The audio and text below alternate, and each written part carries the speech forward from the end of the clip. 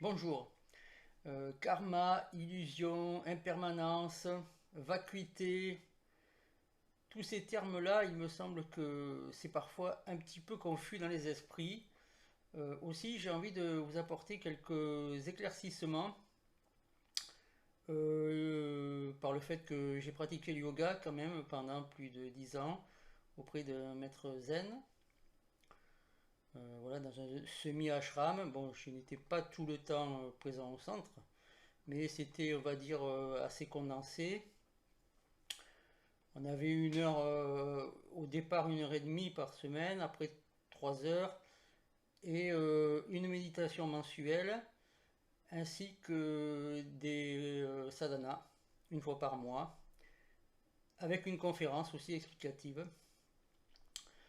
Donc on a abordé pas mal de sujets, le yoga, un peu le bouddhisme, le karma, tout ça.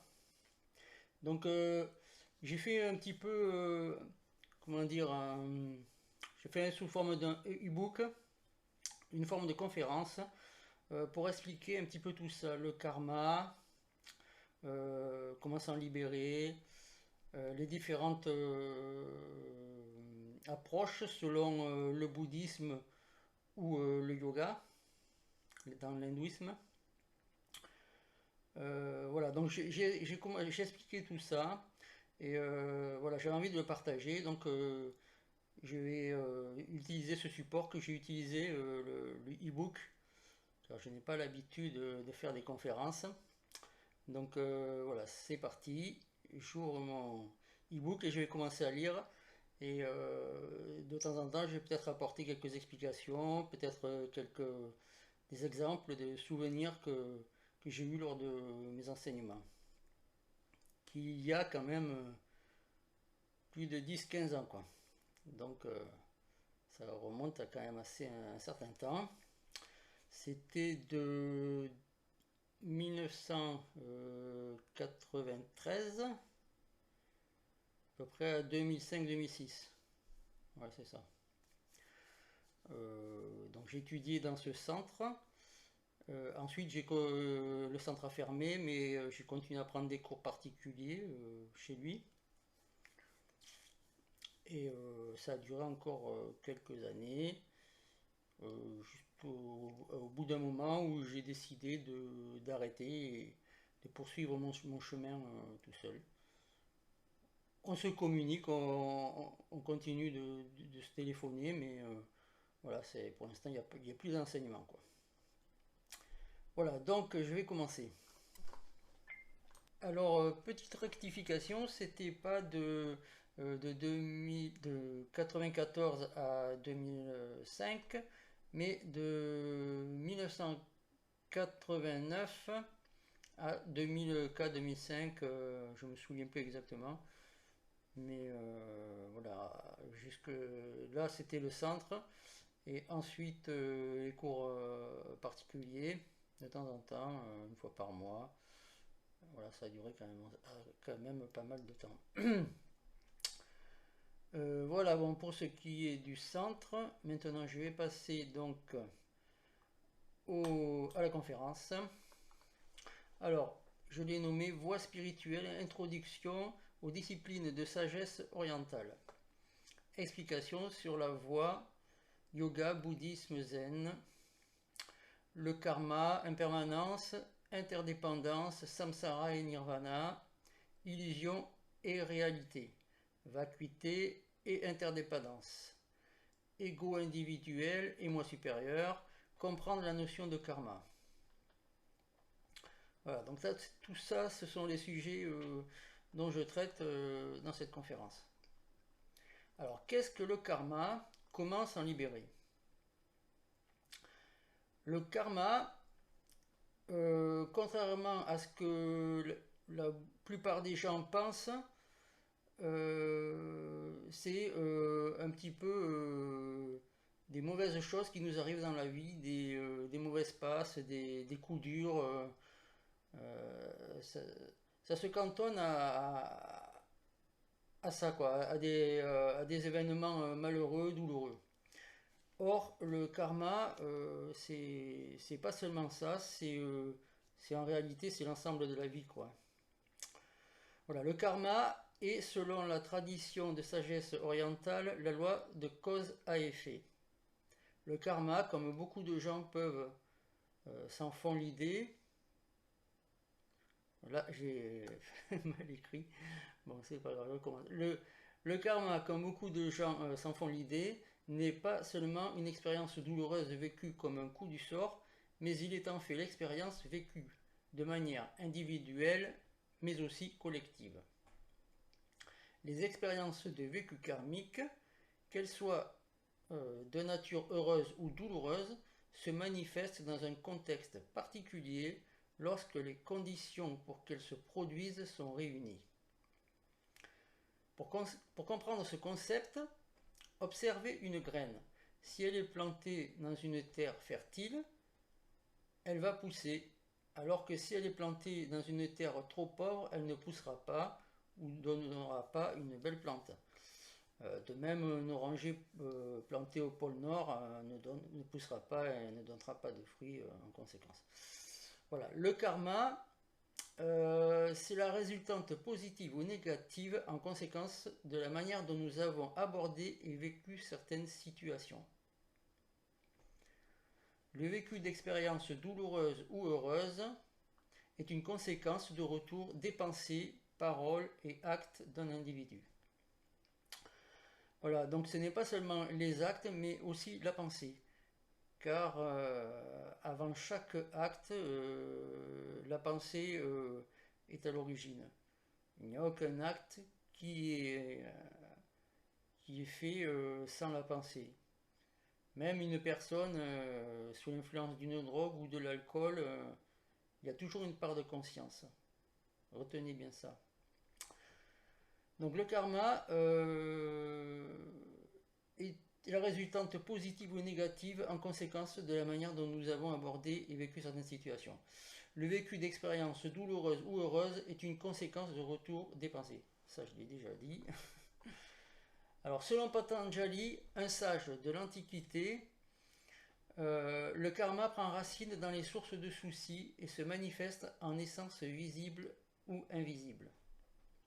Il veut dire par là que les actions impriment dans une sorte de mémoire universelle par l'intermédiaire de la conscience des marques qui sont des graines en attente de germination. Voilà, c'est comme si vous plantez une graine dans un terreau, dans une terre, et voilà, donc là les conditions pour que pousse la graine, ben, c'est la terre. Ensuite, pour que la plante elle pousse correctement, ben, c'est le soleil, l'eau, la température, toutes les conditions qui lui sont favorables. Et le karma, ben, c'est un petit peu pareil. Voilà, le karma n'est ni plus ni moins un enchaînement de cause à effet. Dans un autre de ses aphorismes, il enseigne que le karma à venir peut être évité. C'est bien ça de savoir que le karma à venir peut être évité. Le karma à venir peut être évité par des actes altruistes. Un maître karmique peut alors aider en ce sens. Par des pratiques spirituelles, il peut vous guider afin de vous permettre de vous libérer de karma en provenance du passé.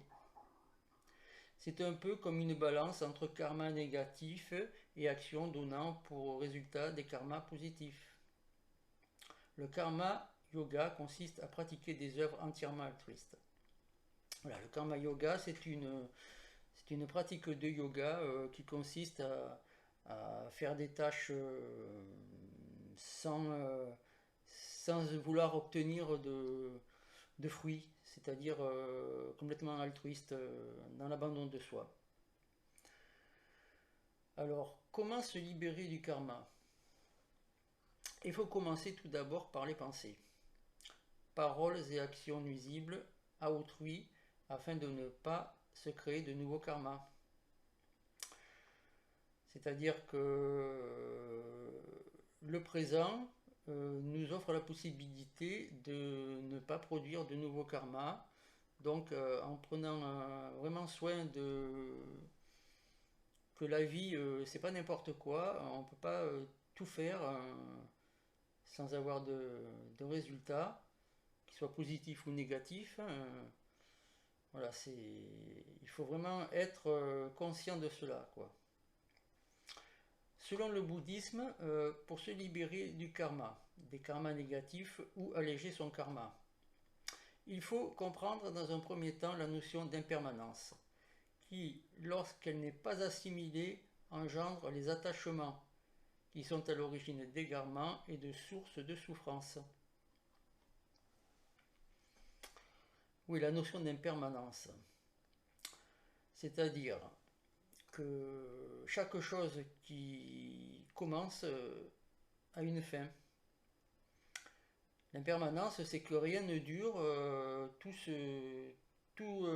finit par se transformer, tout ce qui est créé finit par être détruit. C'est la loi du changement. Voilà, il n'y a rien qui n'est stable, rien n'est dans l'univers, tout est en transformation, tout est en évolution. Ça, il faut bien le comprendre. La vie terrestre est essentiellement composée de vécus karmiques. C'est ce que l'on appelle le samsara, ou cycle sans fin des réincarnations, jusqu'à atteindre l'état parfait d'un Bouddha qui a atteint le nirvana. En effet, rien ne dure éternellement. Aucune chose ne perdure car elles sont soumises à la loi de la transformation. C'est ce qu'on appelle le changement ou l'impermanence. Nous prenons conscience du changement la plupart du temps uniquement lorsqu'un événement chamboule notre existence, comme la mort d'un proche, une séparation conjugale ou la perte d'un emploi, une maladie. Le changement est là, mais nous l'oublions. Le soleil se lève, puis se couche, les arbres fleurissent, donnent des fruits, et puis ceux-ci tombent sur le sol, pourrissent et se mélangent à l'humus qui se mélange lui-même à la terre.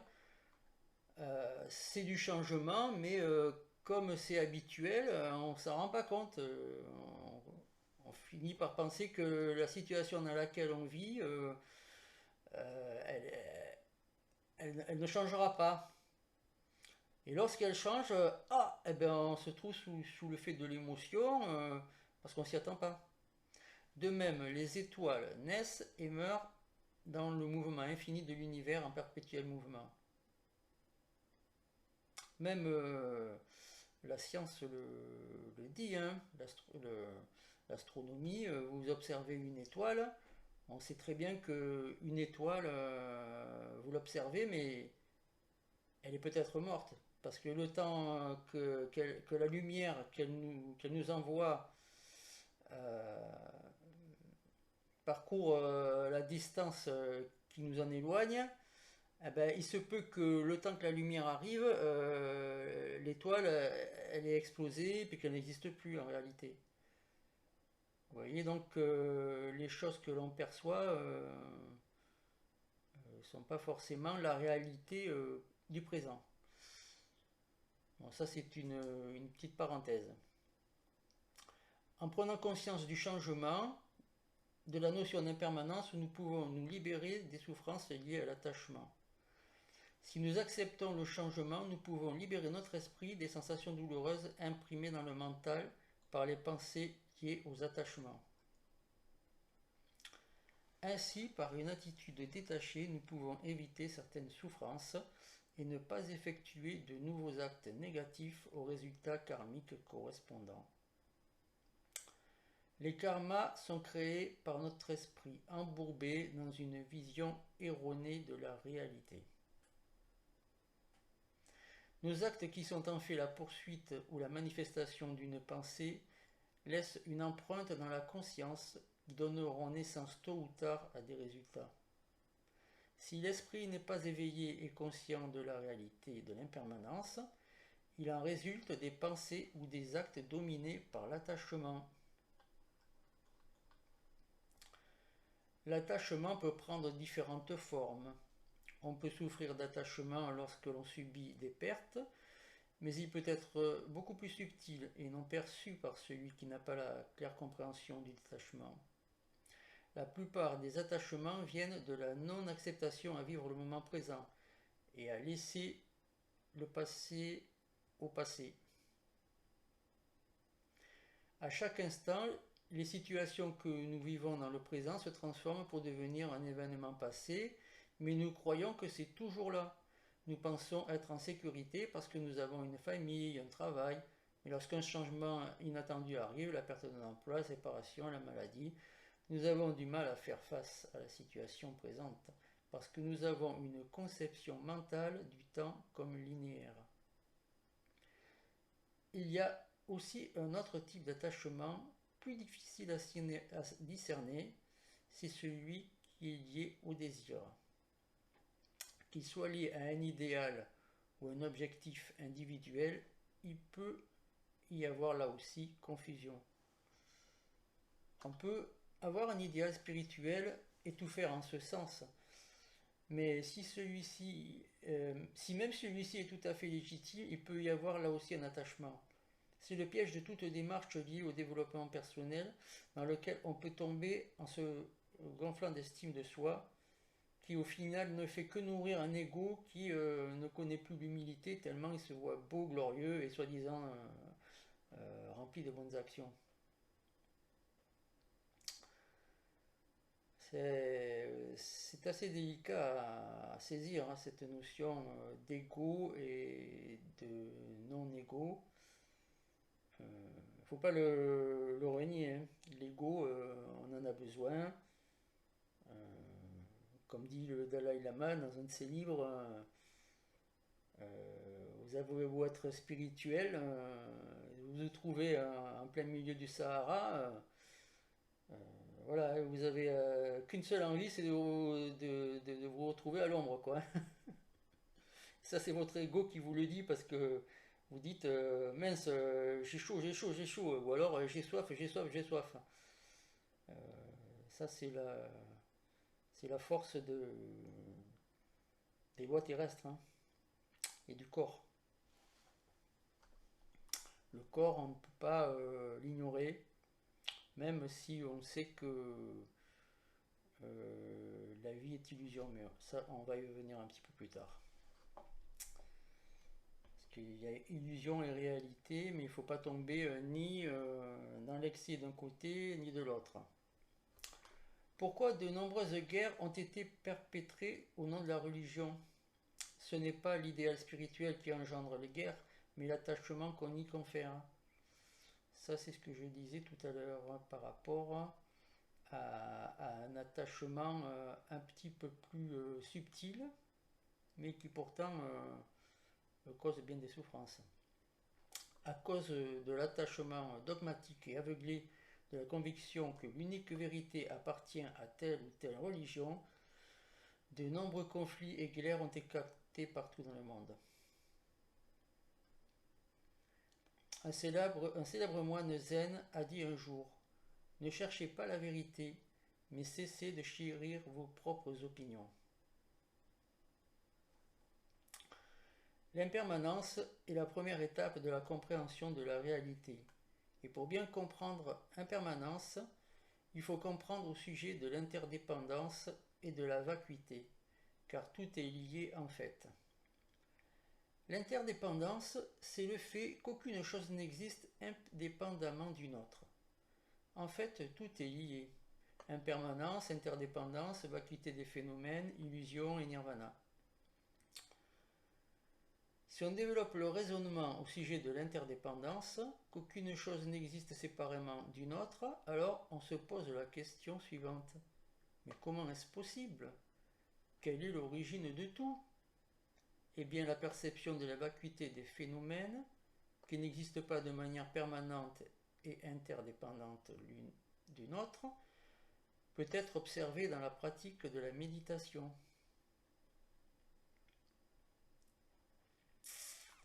Comment comprendre l'illusion du samsara lorsqu'on est convaincu que la réalité est ce que nous expérimentons en ce moment même dans ce monde matériel, palpable, où tous nos sens le perçoivent? Pour comprendre ce concept, on doit faire un effort d'analyse, de réflexion et de méditation. La compréhension d'un point de vue intellectuel ne suffit pas pour comprendre et appréhender la réalité telle qu'elle doit être perçue par une vue non erronée. Seules les expériences de l'éveil spirituel, de détachement et de libération peuvent permettre une véritable compréhension. C'est un peu comme dans l'amour. Lorsque vous êtes amoureux, on a beau vous le décrire par des mots, des poèmes, tant que vous ne l'avez pas vécu, vous ne pouvez pas savoir ce que c'est. C'est pourquoi il est important de suivre les enseignements auprès de maîtres qui ont déjà atteint un certain niveau d'éveil spirituel, car les enseignements se transmettent directement de maître à disciple, et cela a toujours été ainsi. Je vais citer là une expression employée par un maître zen. Aishin Den Shin, ce qui signifie de mon âme à ton âme. Voilà, c'est clair, hein? L'enseignement direct de mon âme à ton âme. En observant et en écoutant de tels êtres qui ont pu acquérir, en observant et écoutant de tels êtres, on peut acquérir plus facilement les qualités, mérites et bénéfices et faire l'expérience de la compréhension. Alors certains pourraient penser qu'on pourrait se réfugier dans cette vision du nirvana et en quelque sorte échapper au monde, vivre dans un petit monde en oubliant ou en négligeant cette incarnation terrestre. À l'inverse de certaines communautés de brahmanes qui ont renoncé au monde matériel, la voie qu'a montrée le Bouddha est différente et ne rejette pas le monde matériel. D'ailleurs, il dit la phrase suivante: vivez dans le monde, mais ne soyez pas du monde. Cela signifie que nous avons à vivre parmi les hommes, mais nous pouvons avoir un esprit libre et ne pas adopter le même mode de fonctionnement basé sur les acquisitions matérielles, les activités ou habitudes futiles et parfois même malsaines, comme la consommation de drogue ou d'alcool, qui aura tôt ou tard des conséquences dévastatrices. La voie du juste milieu est une voie qui permet de bien saisir la subtilité d'un équilibre entre le monde spirituel et l'aspect matériel de l'incarnation terrestre. Le nirvana est possible à cause du samsara, et inversement, le samsara existe parce qu'il y a une possibilité d'atteindre le nirvana. La compréhension de la réalité ultime démontrée par le Bouddha passe par l'interdépendance du samsara et du nirvana, de l'illusion et de la réalité, du plan terrestre et du plan spirituel, du manifesté et du non manifesté, de l'ego individuel et du moi supérieur. Le comprendre de manière intellectuelle est une chose difficile.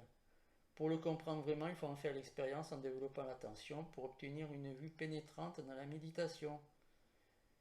C'est une compréhension par la vue de l'esprit et non par l'intellect et le mental. Il est quasi impossible de comprendre les phénomènes de l'illusion au commun des mortels sans une étude approfondie auprès d'un maître qui a lui-même éveillé cette faculté de voir au-delà des apparences.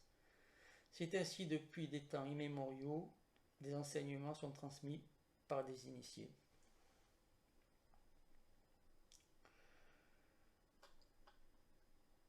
On peut faire l'expérience de ces moments où on va percevoir l'illusion, et puis à d'autres moments, avec les vicissitudes de la vie, les tracas, tout ça, la vie que l'on vit actuellement, eh bien on peut aussi le perdre et retomber dans les attachements. C'est un travail qui doit s'effectuer constamment, à moins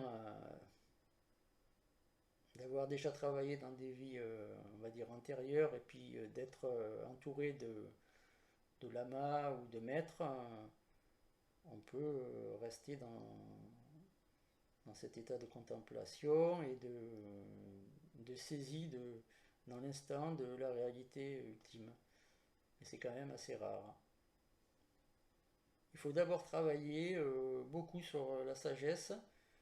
Les maîtres le disent, mon maître le disait, il faut beaucoup travailler dans la spiritualité pour pouvoir se réincarner auprès de maîtres et ainsi de suite, voilà, progresser. Transmission n'est pas le mot exact, même si un échange d'énergie ou d'informations se produit entre les deux, le maître guide le disciple, il montre le chemin, mais c'est le disciple qui l'emprunte. Prenons l'exemple du vase et du verre. Il faut que le vase soit rempli et que le verre soit vide pour pouvoir le remplir. Et bien dans le cas de la transmission, il faut que le disciple vide son verre, c'est-à-dire qu'il accepte le fait qu'il ne sache pas pour recevoir l'enseignement. Socrate disait d'ailleurs, celui qui sait qu'il ne sait pas ouvre les portes de la connaissance. Ce n'est pas vraiment le maître qui enseigne, mais c'est une concomitance des deux, car le savoir est caché au plus profond de chaque être. Le rôle du maître est de guider le disciple à retrouver en lui-même cette connaissance ou ce savoir perdu. L'éveil ne peut être obtenu si le disciple n'ouvre pas la porte de son esprit. En effet, le maître peut être compétent et avoir un niveau de réalisation spirituelle très élevé. Si le disciple n'est pas prêt, celui-ci ne recevra rien. Voilà, il faut donc être ouvert et comment dire, il faut accepter de se laisser guider. Voilà, il faut avoir le discernement, il faut se laisser guider et user aussi de son discernement parce qu'il peut y avoir aussi pendant l'évolution le maître peut aussi vous faire tomber comment dire, il peut vous pousser à faire à vous développer dans le pire aussi tant que vous n'avez pas compris que vous devez monter vers la spiritualité. Aussi, il y a certaines choses que vous n'avez pas réussi à faire. Si vous avez des faiblesses, par exemple, eh bien, il peut appuyer sur ces faiblesses-là pour justement que vous les surmontez. Voilà, donc cette chose, c'est pas toujours facile. Il faut bien être bien savoir quelles sont les difficultés que l'on peut avoir à rencontrer. C'est pour ça que c'est quand même bien de se renseigner, de lire des livres sur les enseignements et puis de pratiquer parce que sans la pratique on va beau lire des tas de livres tant que l'on n'applique pas on ne peut pas savoir si les enseignements délivrés sont vrais. Voilà, ce n'est pas vraiment le maître qui enseigne, mais la concomitance des deux. Bon, ça je l'ai dit. Il est quand même minuit 15, donc je suis un petit peu fatigué là. Voilà, donc je vais finir ce passage-là, puis je reprendrai un petit peu plus tard demain. L'éveil ne peut être obtenu si le disciple n'ouvre pas la porte de son esprit. En effet, le maître peut être compétent, je l'ai déjà lu. Cette expérience de la vue est une transmission de maître à disciple. Dans le zen, cela s'appelle l'illumination du satori. L'expression Aishin Denshin, de mon âme à ton âme, explique la manière dont l'enseignement se transmet. Lors d'une telle expérience, vous avez le sentiment d'être à la fois dans l'action et dans l'inaction. Vous êtes complètement détaché et c'est comme si vous étiez libéré du poids de l'ego. qui se revendique sans cesse comme l'acteur avec la volonté gratifiante. Vous laissez aller les choses, mais en y participant dans le lâcher-prise. Vous y êtes acteur, mais aussi et surtout l'observateur. Un peu comme si vous vous voyez vous-même du dessus. Vous vous observez en train de jouer votre rôle comme si vous étiez le comédien d'une pièce de théâtre. Ce n'est pas une pièce de théâtre, mais c'est la situation présente du ici et maintenant, et vous vivez cette situation avec détachement en étant l'observateur de la situation. Et il ne faut pas confondre détachement et je m'en foutisme, car on peut être dans le détachement et faire preuve de compassion, et même être dans l'action. C'est là toute la différence. C'est une subtilité qui n'est pas aisée à comprendre, mais avec de la pratique et l'étude des bons ouvrages que je vous citerai un petit peu plus loin, vous allez comprendre exactement quelle est la voie du détachement. Ceci est expliqué dans la Bhagavad Gita, mais on va y revenir un petit peu plus tard. Je vais continuer un petit peu ce passage. La confusion ou la vue erronée, source de souffrance, vient de l'attachement au monde manifesté à cause de l'ignorance et d'une mauvaise connaissance de soi. La connaissance de soi est bridée par des La connaissance de soi est bridée par des tas de concepts inculqués dans nos mémoires depuis des milliers d'années. Notre perception du monde tel qu'il est actuellement pour la majorité de l'humanité est uniquement basée sur la vue du monde de la matière, le monde invisible étant complètement écarté. La science fait office de référence et est considérée comme tuteur pour le modèle social que nous expérimentons. On ne cherche pas la cause, mais on soigne les symptômes des maladies par des prises de médicaments qui finissent par engorger les systèmes vitaux de substances mortifères. Nous sommes dans une ère scientifique. Du fait que l'homme a laissé tomber la recherche intérieure et les connaissances des anciens, il a jugé bon de tout attendre des progrès scientifiques. De ce fait, la sagesse de son fort intérieur a été écartée de son mode de fonctionnement et il s'est tourné essentiellement sur le développement de son intellect et de l'acquisition de biens matériels et la satisfaction des sens.